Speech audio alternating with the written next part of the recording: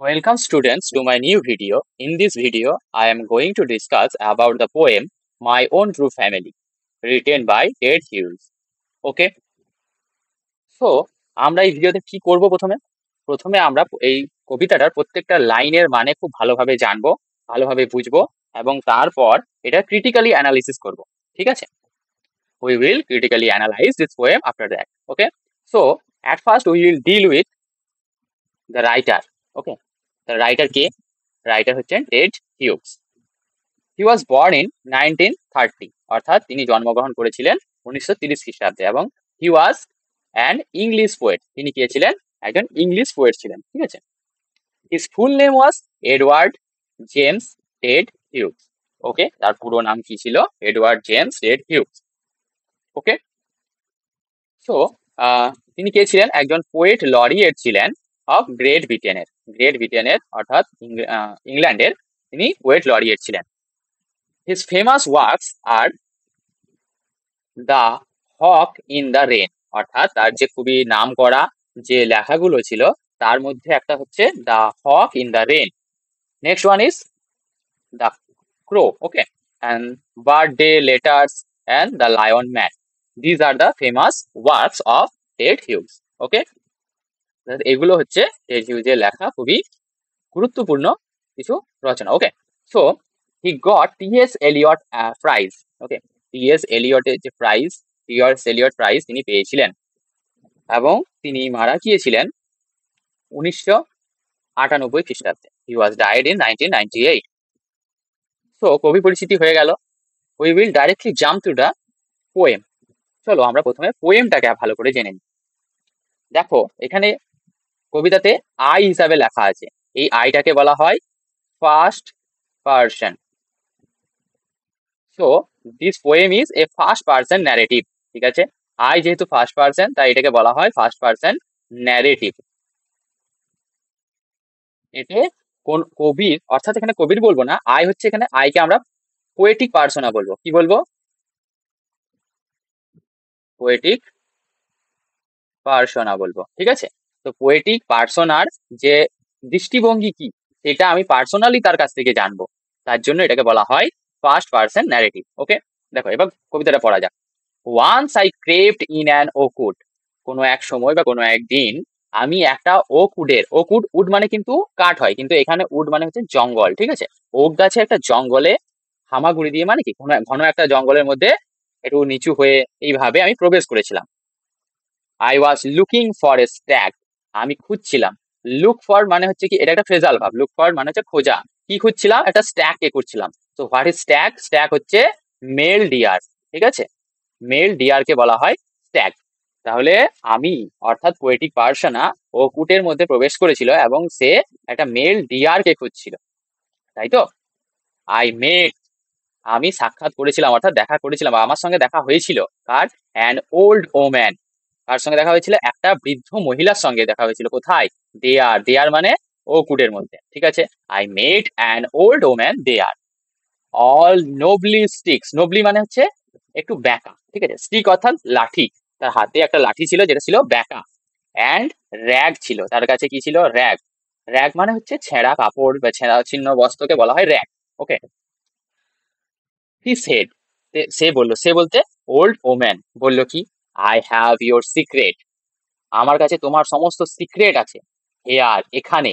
Inside my little bag, আমার যে bag আছে অর্থাৎ আমার যে থলি আছে তার মধ্যে তোমার সমস্ত গোপনীয়তা বা গোপন কথা সমস্ত কিন্তু এটার মধ্যে আছে।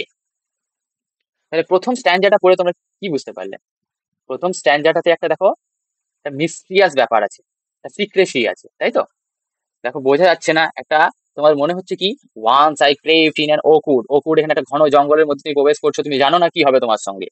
I was looking for a stag, আমি খুঁজছিলাম একটা স্ট্যাগ খুঁজছিলাম। স্ট্যাগ মানে male deer. I met an old woman, আমি ওখানে কার সঙ্গে দেখা করলাম? একটা বৃদ্ধ মহিলার সঙ্গে। ডিয়ার সেখানে, সেখানে বলতে ওকুডের ভেতরে। অল নোবলিস্টিক, ব্যাকা কি ছিল? তার লাঠিটা। অ্যান্ড র্যাগ, তার কাছে ছিল ছিন্ন বস্ত্র, অর্থাৎ যার যে পোশাক সেটা খুব কিন্তু সুন্দর ছিল না। হি সেড, সে বলল, I have your secret here inside my little bag, আমার তোমার সমস্ত সিক্রেট আছে এইখানে এই ব্যাগটার মধ্যে। Then she began to cackle. চলো নেক্সট টাইমে দেখো, then she began to cackle. Cackle হচ্ছে হাঁসের একটা ডাক হয় না, ফ্যাস ফ্যাস করে, বা এই টাইপের কোনো পাখির যে ডাক, একটা প্যাক প্যাক করে যে ডাকটা, এটাকে বলে ক্যাকেল, ঠিক আছে। দেন সি বিগ্যান টু ক্যাকেল, সে ওইরকম ভাবে হাসতে শুরু করলো, একটা প্যাক প্যাক করে বা ফ্যাস ফ্যাস করে। And I began to quack. Quack অর্থাৎ তার ভয় লাগছে। কার? কোয়াক অর্থাৎ কাঁপুনি, কাঁপতে শুরু করেছে। কেন কাঁপছে? কারণ সে ভয় পাচ্ছে। কে ভয় পাচ্ছে? Poetic persona. কে ভয় পাচ্ছে? কেন ভয় পাচ্ছে? কারণ এই যে 1 নম্বর কথা বলেছে, আমার তোমার সমস্ত সিক্রেট আমি জানি।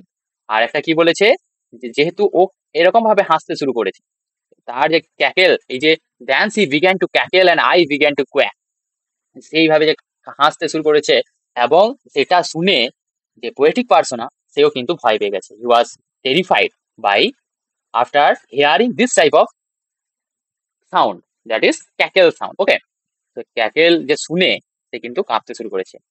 হি opened up her little bag. সে কি করলো? খুললো। কি খুললো? তার ছোট্ট ব্যাগটা। And I came twice awake. Twice awake অর্থাৎ দুবার জেগে উঠলাম। এই দুবার জায়গা, একটা হচ্ছে তার যে বডিলি অ্যাওয়ারনেস, অর্থাৎ একটা হচ্ছে তোমার নর্মালি, অর্থাৎ বডিলি, বডিলি। আরেকটা কি? আরেকটা হচ্ছে স্পিরিচুয়ালি, ঠিক আছে। একটা বডিলি, একটা স্পিরিচুয়ালি, সে কিন্তু জেগে উঠল, ঠিক আছে। দুভাবে জেগে উঠলো। Surrounded by a staring tribe. সে ঘিরে ছিল, তাকে ঘিরে রেখেছিল। সারাউন্ডেড অর্থাৎ তাকে ঘিরে রেখেছিল। সে হয়তো এখানে দাঁড়িয়ে আছে, চারিদিক থেকে এই গাছগুলো তাকে ঘিরে রেখেছে, ঠিক আছে। চলো একটু ভালো করে আঁকো। ঠিক আছে, সে এখানে দাঁড়িয়ে আছে এবং তার চারিদিকে গাছগুলো তাকে ঘিরে রেখেছে। স্টিয়ারিং ট্রাইব, ট্রাইব অর্থাৎ আদিবাসী। আদিবাসী অর্থাৎ কেন আদিবাসী বলা হয়েছে? তার কারণ হচ্ছে এই গাছগুলো একদম প্রথম থেকে ওইখানেই বাস করছে, ওই বনের মধ্যেই বাস করছে, তাই তো। আর স্টিয়ারিং অর্থাৎ এক দৃষ্টে তাকিয়ে থাকা। কার দিকে তাকিয়ে আছে? এই পোয়েটের দিকে, অর্থাৎ পোয়েটিক পার্সোনার দিকে। হ্যান্ড মি, আমি, tied to a stake. Stake কথার অর্থ হচ্ছে খুঁটি। স্টেক মানে হচ্ছে খুঁটি।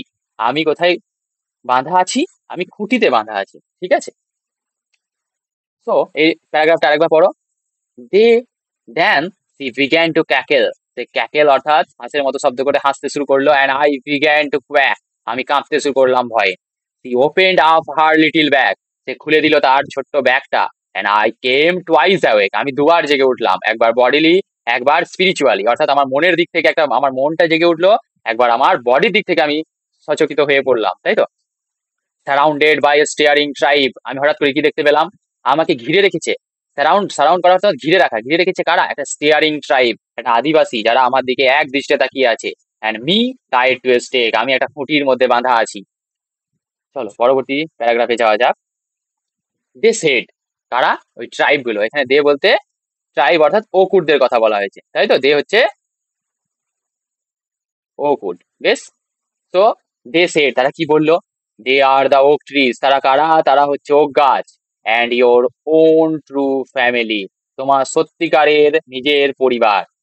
এখানে দেখো, মানে একটা মানুষের পরিবার কারা হয়? একটা মানুষ, অর্থাৎ এখানে আই হচ্ছে পোয়েটিক পার্সোনা। পোয়েটিক পার্সোনার যে পরিবার কারা হতো? কোনো ম্যান হতো, বাট এখানে ম্যান না বলে ট্রিদেরকে বলা হয়েছে। অর্থাৎ এখানে বুঝতে পারছো, এনভায়রনমেন্টকে তুলে ধরা হয়েছে, তাই তো। অর্থাৎ পরিবেশটাকে তুলে ধরা হয়েছে, পরিবেশের ওপর গুরুত্ব দেওয়া হয়েছে। ডিফরেস্টেশন যেগুলো হচ্ছে, যার জন্য এত আমাদের পরিবেশের ক্ষতি হচ্ছে, আমাদের ক্ষতি হচ্ছে, সেইগুলোকে তুলে ধরার কথা বলেছে। এখানে আমাদেরকে গাছকে নিজের পরিবার হিসাবে মনে করতে বলেছেন কবি, তাই তো। তা গাছগুলো কি বললো? We are the oak trees. আমরা হচ্ছি ওক গাছ। And your own true family. এবং তোমার সত্যিকারের নিজের পরিবার। উই আর চপ ডাউন, মানে আমাদেরকে কেটে ফেলা হচ্ছে। উই আর টর্ন আপ, আমাদেরকে উপড়ে ফেলা হচ্ছে। And you do not blink an eye. তুমি একটা চোখের পলকও ফেলছো না, তুমি কোনো কিছু করতে পারছো না, তুমি শুধু চুপচাপ দাঁড়িয়ে দাঁড়িয়ে দেখছো। অর্থাৎ কি? দেখো, আমরা হয়তো, বা তুমি নিজে বলবে আমি তো কোনো গাছে অত্যাচার করি না, বা আমি গাছটাকে কেটে ফেলি না, বা আমি কোনো কিছু করছি না, কিন্তু তুমি যে দাঁড়িয়ে দাঁড়িয়ে দেখছো, এটাও কিন্তু তোমার দোষ। বুঝতে পারছো? অর্থাৎ এই যে গাছগুলো কাটা যাচ্ছে, গাছগুলোকে উপড়ে ফেলা হচ্ছে, গাছ কিন্তু এই যে পোয়েটিক পার্সোনা, ইউ হচ্ছে এখানে পোয়েটিক পার্সোনা। পোয়েটিক পার্সোনা কিন্তু, অর্থাৎ এখানে কিন্তু শুধু পোয়েটিক পার্সোনা নয়, আমরা সকলেই, আমাদের প্রত্যেকটা পুরো মানব জাতিকে বলা হয়েছে যে আমরা কিন্তু চোখের পলকও ফেলছি না। অর্থাৎ আমরা এত কিছু দেখছি, কিন্তু আমরা কিন্তু কিচ্ছু বলছি না, আমরা কোনো প্রতিবাদ জানাচ্ছি না। এইটাই হচ্ছে এই কবিতা, এই লাইনের মাধ্যমে বোঝাতে চেয়েছে, ঠিক আছে। আনলেস, এবার দেখো তাকে বলছে আনলেস, মানে যতক্ষণ না পর্যন্ত, ইউ মেক এ প্রমিস, তুমি যতক্ষণ না পর্যন্ত একটা প্রমিস করছো, অর্থাৎ আমাদের কাছে শপথ গ্রহণ করছো, নাও, এখনই, এখনই, মানে এখনই, এটা জোর দিয়ে বলছে যে এখনই তোমাকে প্রমিস করতে হবে, you are going to die, যদি এখনই না করো তাহলে এখনই তুমি মারা যাবে। তুমি যদি এখনই প্রমিস না করো তাহলে এখনই তুমি মারা যাবে, গোয়িং টু ডাই, এখনই তুমি মারা যাবে। তাহলে এই প্যারাগ্রাফটা আরেকবার পড়ি, স্ট্যান্ডাটা, sorry not paragraph, this is stanza, okay. তো they said, we are the oak trees and your own true family, বলছে আমরা হলাম ওক ট্রি এবং তোমার সত্যিকারের নিজের পরিবার। উই আর চপ ডাউন, আমাদেরকে কেটে ফেলা হচ্ছে। উই আর টর্ন আপ, আমাদেরকে উপড়ে ফেলা হচ্ছে। You do not blink an eye, তুমি একটা চোখের পলকও ফেলছো না, অর্থাৎ তুমি কোনো প্রতিবাদ জানাচ্ছ না, তুমি কিচ্ছু করছো না। Unless you make a promise now, তুমি যদি এখনই একটা প্রমিস না করো, now you are going to die, তুমি এখনই মারা যাবে। ঠিক আছে, চলো পরের স্ট্যান্ডায় আসা যাক। whenever you see, এখনো দেখো কারা বলছে, দে সেড, দে অর্থাৎ ওক ট্রিরাই কিন্তু এখনো বলছে whenever you see an oak tree fade, তুমি যখনই দেখবে একটা ওক গাছ পড়ে যাচ্ছে, swear, swear মানেও কিন্তু প্রমিস করো, শপথ নাও, swear মানে শপথ করো, নাও, এখনই শপথ করো, you will plan to, তুমি যখনই দেখবে একটা গাছকে কাটা হচ্ছে তখনই তুমি সেখানে দুটো গাছ লাগাবে। এটা শর্ট কোশ্চেনেও কিন্তু আসছে, দেখে রাখবে। whenever you see an oak tree fade, যখনই তুমি দেখবে একটা ওক গাছকে ফেলে দেওয়া হচ্ছে, সোয়ার মানে শপথ নাও, এখনই নাও, নাও অর্থাৎ এখনই, ইউ উইল প্ল্যান টু, তুমি দুটো গাছ লাগাবে। আনলেস ইউ সোয়ার, তুমি যদি সোয়ার না করো, তুমি যদি শপথ না করো, the black oak bark, bark অর্থাৎ গাছের ছাল, will wrinkle over you, wrinkle অর্থাৎ কোঁকড়ানো যে অংশটা আমাদের, যখন আমরা মানে বুড়ো হয়ে যাই তখন আমাদের চামড়াগুলো রিঙ্কেল হয়ে যায়, অর্থাৎ কুকড়ে যায়, ঠিক আছে, সেটা একটা রিঙ্কেল। রিঙ্কেল মানে কিন্তু আরেকটা জিনিস হয়, বলিও হয়, অর্থাৎ তোমাকে আমরা বলি দিয়ে দিতে পারি, ঠিক আছে, এইটা বলছে, মানে অর্থাৎ তোমার এখানে মৃত্যু ঘটবে, তোমাকে আমি গাছের মধ্যে তোমাকে আমি ঢুকিয়ে নেবো, এই কথাটা বলতে যাচ্ছে, অর্থাৎ তোমার উপরে রিঙ্কেল করে যাবে আমার বার্কটা, বার্ক অর্থাৎ গাছের ছালটা, আর সেটার কি রং, ব্ল্যাক রং, ঠিক আছে, রংটা এখানে black. This also symbolize many thing, black colour is also symbolizes, okay. So we will discuss this later, just now we will learn the lines of this poem. প্রথমে আমরা কি পোয়েমের লাইনটা জানি, তারপর এর মধ্যে কি কি ইউজ করা হচ্ছে সমস্ত কিছু আমরা কিন্তু ব্রেক ডাউন করবো, ঠিক আছে। আনলেস ইউ সোয়ার, তুমি যতক্ষণ না পর্যন্ত শপথ গ্রহণ করছো না, যদি তুমি না করো তাহলে কি হবে, black oak bark will wrinkle over you, তোমাকে ওই যে ব্ল্যাক ওক বার্ক, বার্ক মানে ছালগুলো তোমাকে জড়িয়ে, যেখানে তোমার যে কুটিতে বাঁধা আছে সেই কুটির মধ্যেই তোমাকে পরিয়ে নেবে বা ঢুকিয়ে নেবে। And root you among the oaks, তোমাকে ওই ওক গাছের মধ্যেই তোমাকে এনে রেখে দেবে। Where you born but never grew, তোমার রুট, তোমার এখানেই কিন্তু তোমার সূচনা হয়েছিল, তোমার রুট এখানেই আছে, জঙ্গলের মধ্যে আছে, অর্থাৎ এটা কি বলতে চাইছে, আর এবং তুমি যেখানে বড়, তুমি যেখানে জন্মেছো এবং তুমি সেখানে বড় হওনি, এই বলতে কি বলতে যাচ্ছে, এই লাইনটার মধ্যে দেখো তুমি, যখন এনসিয়েন্ট এরা ছিল বা তারও আগে যখন যুগ, তখন আমরা মানুষ কোথায় থাকতো, মানুষ থাকতো জঙ্গলে। So we were we we are living in jungles, okay, আমরা কি করতাম, মানে বাস করতাম, তাই তো, জঙ্গলে। সেখানে আমরা গাছেদের মধ্যেই জন্মগ্রহণ করেছি, তাহলে আমাদের পূর্বপুরুষ, আমাদের অ্যানসেস্ট্রাল, তারা কি করেছে, গাছের ওখানেই জন্মগ্রহণ করেছে বা জঙ্গলের মধ্যেই জন্মগ্রহণ করেছে। সেটাই বলছে যে আমাদের যে মানব জাতি যার জন্ম হয়েছে জঙ্গলের মধ্যে, জলের মধ্যে, সেইগুলো কিন্তু এখন কিন্তু আমরা জঙ্গলে থাকি না, আমরা সেখানে জন্ম নেওয়ার পর আমরা অনেক গ্রো করে গেছি, মানে আমরা অনেক উঁচু স্থানে চলে এসেছি, অর্থাৎ আমরা বন জঙ্গল থেকে বেরিয়ে একটা সভ্যতার মধ্যে নিজেকে নিয়ে এসেছি, তাই তো, আমরা ঘর বাড়ি তৈরি করেছি, ঘরের মধ্যে থাকতে শুরু করেছি, কিন্তু এটা ভুলতে হবে না যে আমাদের রুট কিন্তু ছিল ওই জঙ্গলই, আমরা জন্মগ্রহণ করেছি ওই জঙ্গলেই। সেটাই বলছে তোমাকে আবার এই জঙ্গলের মধ্যে নিয়ে আসবে, যেখানে তুমি জন্মগ্রহণ করেছিলে কিন্তু কোনোদিন বড় হওনি বা বেড়ে ওঠোনি, ঠিক আছে। তো আশা করছি এই স্ট্যান্ডাটা ক্লিয়ার হয়েছে তোমাদের কাছে। চলো নেক্সট স্ট্যান্ডাই আসা যাক, দিস দ্য লাস্ট স্ট্যান্ডা। কি আছে দেখো, this was my dream beneath the boughs, এটা ছিল আমার স্বপ্ন, বিনিথ দ্য বাউস মানে এতক্ষণ যে ঘটনাগুলো ঘটলো সেগুলো কিন্তু সবই ছিল একটা ড্রিম অর্থাৎ স্বপ্ন। বিনিথ দ্য বাউস, বাউস মানে হচ্ছে ডাল, গাছের ডালের নিচে শুয়ে, বিনিথ কথাটার অর্থ হচ্ছে নিচে, ঠিক আছে। This was my dream beneath the boughs মানে গাছের ডালের নিচে শুয়ে আমি একটা স্বপ্ন দেখছিলাম। The dream that altered me, এই স্বপ্ন যেটা আমাকে বদলে দিল, অল্টার্ড অর্থাৎ চেঞ্জ, অল্টার্ড মানে চেঞ্জ, ওকে। তাহলে এই স্বপ্নটা যেটা আমাকে বদলে দিল, when I came out of the oakwood, ওই গাছ থেকে, জঙ্গল থেকে যখন আমি বেরিয়ে এলাম, গাছের নিচে শুয়ে শুয়ে যে স্বপ্ন দেখছিল, তারপর যখন ওখান থেকে বেরিয়ে এলো, back to the human company অর্থাৎ মানুষের যে সন্নিবেশে চলে এলো, অর্থাৎ মানুষের কাছে চলে এলো, যে আমাদের সভ্যতা সেখানে ফিরে এলো, আমাদের যে তৈরি শহর বা গ্রাম, যেগুলো আমরা শহর তৈরি করেছি সেখানে ফিরে এলো। My walk was the walk of a human child, অর্থাৎ আমি একটা মানুষের সন্তানের মতো করেই হাঁটছিলাম।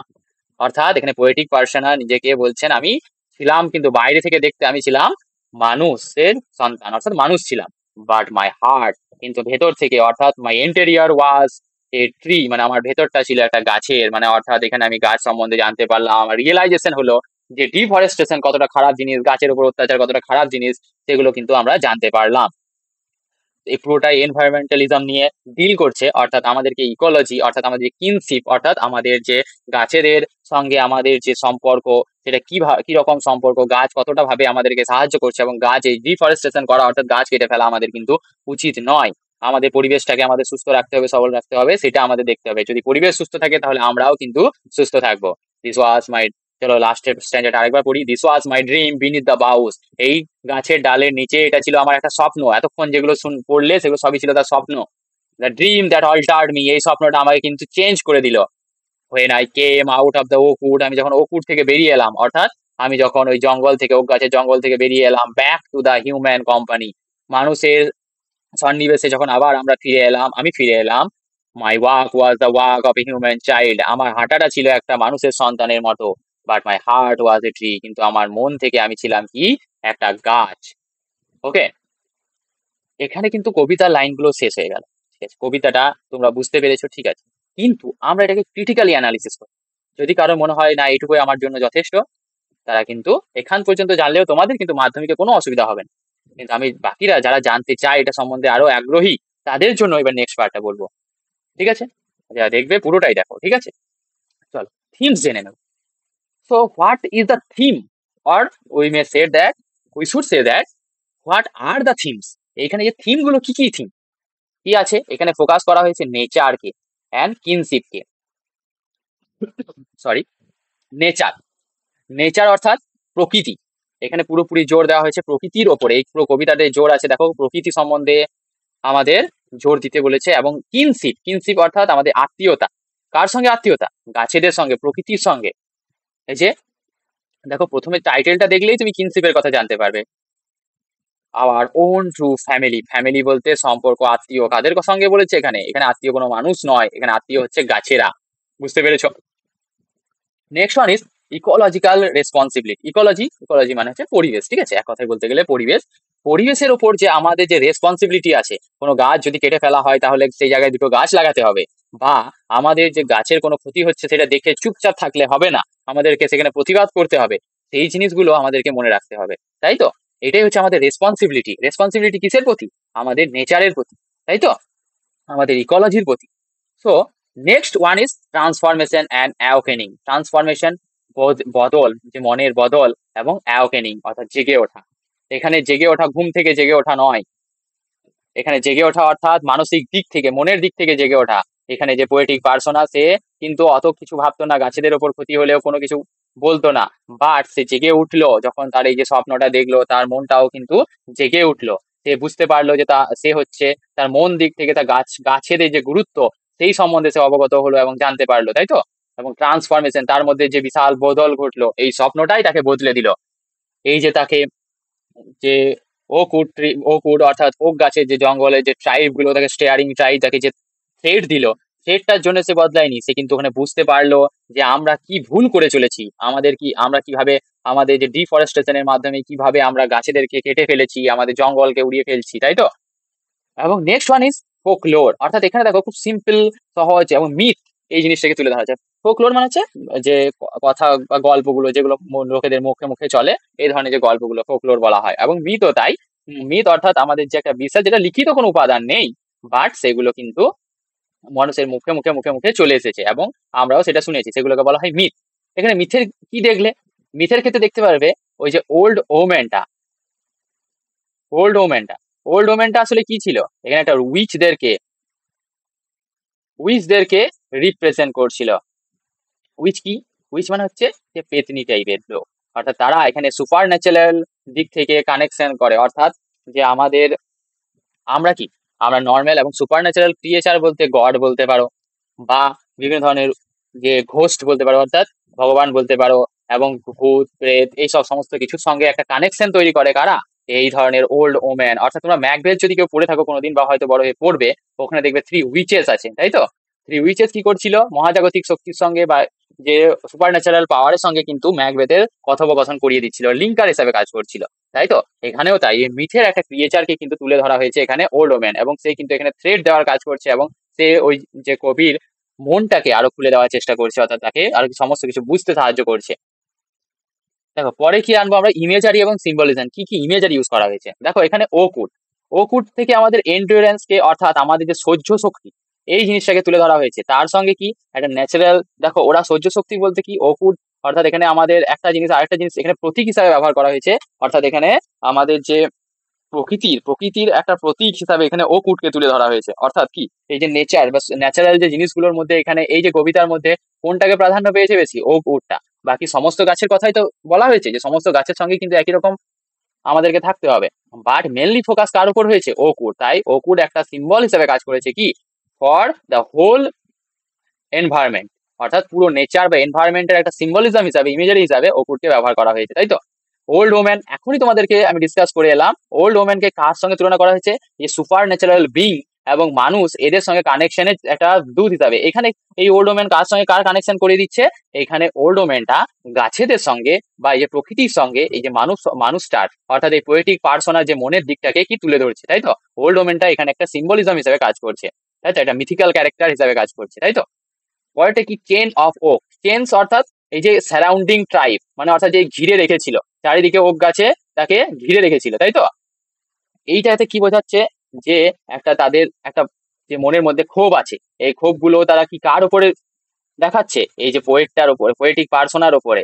অর্থাৎ এখানে যে তাদের উপর অত্যাচার হচ্ছে, তারা কমপ্লেন করছে, এই কমপ্লেনিং একটা মনোভাব তুলে ধরা হয়েছে।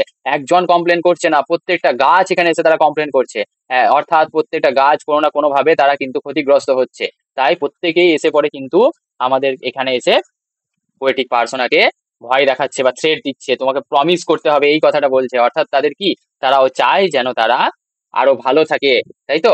অর্থাৎ যদি গাছেরা ভালো থাকে তাহলে কিন্তু মানুষ সমাজও ভালো থাকবে, বুঝতে পেরেছো? এবং ট্রান্সফরমেশন, যখন থিমের ক্ষেত্রেও বললাম, ট্রান্সফরমেশন একটা প্রচুর বড় রোল পালন করছে। কি, আমাদেরকেও বোঝাতে চাইছে যে শুধুমাত্র যে পোয়েটিক পার্সোনার মনটা চেঞ্জ হলো তা নয়, তোমরাও নিজেদের মনটাকে চেঞ্জ করো, তোমরাও বুঝতে শেখো যে গাছ কতটা ইম্পর্টেন্ট বা আমাদের নেচার কতটা ইম্পর্টেন্ট, নেচারের ক্ষতি করো না, নিজের মনটাকে ট্রান্সফর্ম করো, নিজের মনটাকে চেঞ্জ করো, তোমরাও বুঝতে শেখো যে কোনটা ঠিক কোনটা ভুল, গাছেদের ক্ষতি করা উচিত নয়, ডিফরেস্টেশন হচ্ছে কত বড় ক্ষতি, আমাদের যে বিশ্ব উষ্ণায়ন হচ্ছে, গ্লোবাল ওয়ার্মিং যাকে বলে বিশ্ব উষ্ণায়ন, এবং গ্রিন হাউস ইফেক্ট যেগুলো বাড়ছে কিসের জন্য, এই গাছ কেটে দেওয়ার জন্য। গাছ অনেকভাবে আমাদেরকে সাহায্য করে, আমাদের যে পরিবেশে কার্বন ডাই অক্সাইডের পরিমাণটাও কমায়, কিন্তু আমরা কি করছি, নির্বিচারে গাছ কেটে দিচ্ছি। আমাদের মনটাকে পরিবর্তন করতে হবে, ট্রান্সফার করতে হবে এই কবিতার মাধ্যমে। এইগুলো কিন্তু কবি খুব ভালোভাবে বোঝাতে চেয়েছেন।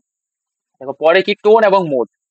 টোন, দেখো প্রত্যেকটা অংশে অংশে টোন কিন্তু চেঞ্জ হয়ে যাচ্ছে। দেখো প্রথমটা কি শুরু হয়েছিল, বিগিনিং শুরুটা হয়েছিল কি, কিউরিয়াস, তুমি একটা কিছু জানতে চাইছো, তোমার মনের মধ্যে একটা আকাঙ্ক্ষা আছে যে আমি জানবো, কিউরিয়াস, আরো কিছু জানার ইচ্ছা আছে। যে ভেতরে যখন ঢুকছে তুমি জানো না কি হবে, ওখানে একটা মিস্ট্রি ব্যাপার আছে, মিস্ট্রিয়াস ব্যাপার আছে, যে কি হবে কি হতে চলেছে, একটা তোমার মধ্যে একটা মনের মধ্যে একটা কিউরিওসিটি বাড়ছে, তাই তো, কৌতূহল বাড়ছে। কিন্তু পরে কি হবে, যখন মিডিল পোর্শনে আসবে, তখন একটা তুমি আনইজি, অর্থাৎ তোমার এখানে একটা ভয় লাগতে শুরু করবে, একটা থ্রেটেনিং ব্যাপার আসবে। কি কি কারা থ্রেট করছে, গাছেরা থ্রেট করছে। ওই যে ক্যাকে ওরকম ভাবে হাসতে শুরু করবে, ওই যে মহিলাটা, তাই তো, ওরকম ভাবে হাসতে শুরু করলে যেখানে পোয়েটিক পার্সোনা পর্যন্ত ভয় পেয়ে যাবে। ওই যে স্টেয়ারিং ট্রাইব গুলো দেখবে, স্টেয়ারিং ট্রাইব গুলো যখন এক দৃষ্টে তাকিয়ে থাকবে, এবং তারা যখন জোর করে বলবে তুমি এখানেই মারা যাবে, এখানে তোমাকে মরতে হবে যদি এখন তুমি প্রমিস না করো। এইসব কথাগুলো কিন্তু একটা আনইজি ভাব আছে, আমাদের একটা থ্রেট দিচ্ছে, আমাদের একটা ভয় দেখাচ্ছে। afraid, the poetic persona was afraid in this middle portion, অর্থাৎ not only poetic persona, we are also afraid in this middle section and we feel uneasy here, okay? আমরা আনইজি ফিল করছি, আমরা ভয় পাচ্ছি, পোয়েটিক পার্সোনা পর্যন্ত ভয় পাচ্ছে। এবং লাস্টের পার্টটা কি, খুবই হালকা সফট, নরম ভাবে শেষ হচ্ছে, এবং হাম্বেলড, খুবই সুন্দর ভাবে, দেখো খুব সুন্দর ভাবে সে আবার নিজের জায়গায় ফিরে গেল।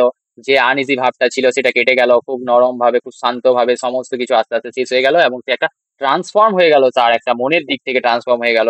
সে হয়তো তার দিকটা এমনি দিক থেকে দেখতে গেলে হয়তো বাহ্যিক দিকটা কোনো রকম পরিবর্তন না হলেও তার আন্তরিক দিকে পরিবর্তন হলো। ঠিক আছে? The exterior portions of the poetic person may not be change, but the interior portion is changed to a tree. Okay, so this was the ending portion of this poem. Okay, so what is the structure and style? এখনই বললাম narrative structure কি ছিল? First person, প্রথমেই বললাম এটা হচ্ছে first person narrative, অর্থাৎ এখানে কি এটা পার্সোনাল ফিলিং এই জিনিসটা কিন্তু আমরা ফিল করতে পারছি। অর্থাৎ কি, যে পোয়েট এখানে যদি একটা থার্ড পার্সন ইউজ করতো, সে গেল সে করলো, সেইখানে তার যে মনের ভাব কি হলো, সেটার থেকে যখন আমি ওই জায়গাটায় নিজেকে রেখে আমরা যখন কোনো কিছুকে ভাববো, যদি আই হিসাবে আমি নিজেকে রাখি, তাহলে সেটা ভালোভাবে ফিল করতে পারবো এবং আমাদের যে বোধগম্যতা এটা অনেকটাই বেড়ে যাবে। আমরা পুরোপুরি ভাবে যখন বুঝতে পারবো যে আমাদের নেচার কতটা ইম্পর্টেন্ট, কতটা কি কি বলতে চাইছে কবিতার মধ্যে, পুরোপুরি ভাবে এক্সপ্লেন করবো। এবং দেখো এই এখানে কিন্তু খুব অহেতুক কঠিন কঠিন ওয়ার্ড কিন্তু বেশি ব্যবহার করা হয়নি, খুব সহজ সরল ভাবে বলা হয়েছে যেন ছোট বাচ্চারা বললেও অন্তত বুঝতে পারে যে কি বলতে চাইছেন। অনেক কবিতা তোমরা পড়ে থাকবে, কবিতাটা হয়তো পড়লে কিন্তু তার মানেটাই হয়তো একটা সম্পূর্ণ আলাদা। অনেকটা দিক তার সেই কবিতাটাকে ভাবার জন্য বা জানার জন্য অনেকটা জিনিস আমাদেরকে জানতে হয়। বাট এখানে কিন্তু সেরকম নেই, এখানে খুব সহজ সরল একটা মিথিক্যাল ক্যারেক্টার এনে সেটাকে খুব সহজ সরল ভাবে একটা ফেবেলের আকারে যেন পেশ করছেন কে, লেখক, তাই তো? So in this poem we can find the structure or styles of simple language. He used a, a simple language to portray his feelings or his thoughts. The thought, feelings এগুলো জানানোর জন্য খুব সহজ সরল বাক্য ব্যবহার করেছেন। And he also uses the economy of lines. সে কিন্তু ইকোনমি অর্থাৎ কম ইউজ করেছে লাইন। দেখো 15টা লাইনের কবিতা, খুব বেশি কিন্তু কবিতাটা নয়, বড় নয়, তাই তো? কবিতাটা খুবই ছোট একটা কবিতা। এটা কিন্তু আমরা সনেট বলতে পারি না, কারণ সনেট কি, সনেটে হচ্ছে 14টা লাইন থাকে, but here we can find 15 lines, so we can not call it a sonnet. Okay, তো এখানে আমরা কিন্তু পাই ইকোনমি অফ লাইনস, লাইনের ইকোনমি পাই। লাইন অর্থাৎ এখানে দেখো খুব কম সংখ্যায়, খুব কমের মাধ্যমে কিন্তু দেখো অনেক কিছু আমাদেরকে জানিয়ে দিয়ে গেল এই কবিতার মাধ্যমে। আমরা অনেক কিছু শিখলাম, আমরা হয়তো নিজেকে কিছুটা বদলাবো, কিছুটা আমরা পরিবর্তন হব এই কবিতাটা জানার পরে, তাই তো? চেষ্টা করবে তোমরা গাছকে যত্ন করার, গাছকে অহেতুক কেটে নষ্ট করার না করার, কিন্তু যদি খুবই প্রয়োজন হয়, যদি কাটতেও হলো, সেই জায়গায় তোমাকে গাছ লাগাতে হবে আরো, ঠিক আছে? তো what is the deeper meaning of this poem? So let's read the sentences. Okay, চলো পড়া যাক কি বলতে যাচ্ছে deeper meaning. The true family being trees suggests that humanity's root lie in nature. আমি যখন ওই রুট কথাটা বললাম, তখনই তোমাদেরকে আমি বললাম কি, যে গাছের ট্রু ফ্যামিলি বলতে কি বলতে চাইছে, যে আমাদের যে রুটটা, আমাদের যে শুরু হয়েছে, হিউম্যানিটির যে উৎপত্তি, মানে মানুষদের যে উৎপত্তি, সেটা কোথা থেকে হয়েছে? নেচার থেকে হয়েছে। তাই নেচার হচ্ছে আমাদের সত্যিকারের family. We are not above it, আমরা কিন্তু এর থেকে উঁচুতে নয়। প্রকৃতি থেকে আমরা নিজেকে যদি বিচ্ছেদ করে দিই, আমরা প্রকৃতি থেকে আমরা যদি বাইরে বেরিয়ে যেতে চাই, তাহলে কিন্তু ক্ষতি আমাদেরই, আমরাই হয়তো কিছু বছর পর অক্সিজেনের অভাবে মারা যেতে থাকবো। বাট পার্ট অফ ইট, কি বললাম? We are not above it but part of it, আমরা নেচারের থেকে ঊর্ধ্বে কেউ নয়, নেচারের মধ্যেই আমরা।